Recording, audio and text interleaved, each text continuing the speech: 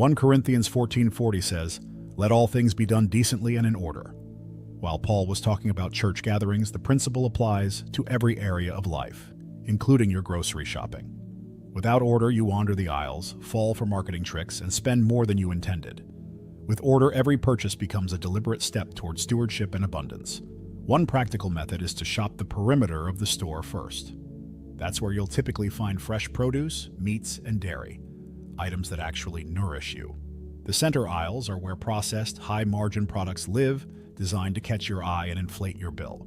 By sticking to the outer edges first, you ensure essentials are covered before temptations appear. Another part of God's order is paying attention to placement. Grocery stores intentionally put expensive items at eye level and cheaper or generic ones lower or higher on the shelves. This is where awareness becomes your shield. Train yourself to scan the full shelf, compare unit prices, and seek value rather than convenience. A few seconds of attention can save you dollars over time. From a biblical perspective, order also means preparing before you arrive.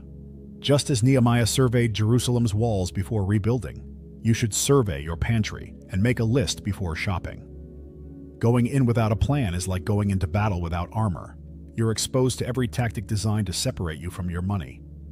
When you shop in God's order, you not only protect your wallet but also your peace of mind. You walk out knowing you've honored Him with discipline and wisdom. And once you have this order in place, you're ready for the final step, moving from daily provision to a lifestyle of daily abundance, from daily bread to daily abundance. When Jesus taught us to pray for our daily bread, Matthew 6:11, He was reminding us to depend on God for provision. But dependence on God doesn't mean neglecting wise action. Once your basic needs are met, His desire is for you to live in overflow, not just barely getting by, but having enough to bless others. Moving from daily bread to daily abundance is about building on the habits you've learned so far. Financially, this shift happens when your grocery stewardship consistently creates surplus. That surplus might be money saved, extra food stored, or simply more time freed up from fewer trips to the store. Instead of scrambling to cover each week's meals, you have margin.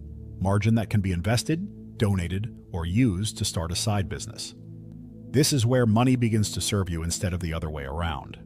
Biblically, abundance is never just for you. 2 Corinthians 9:8 says, "And God is able to bless you abundantly, so that in all things at all times, having all that you need, you will abound in every good work." That means your savings on groceries could directly fund acts of generosity or projects God has placed on your heart.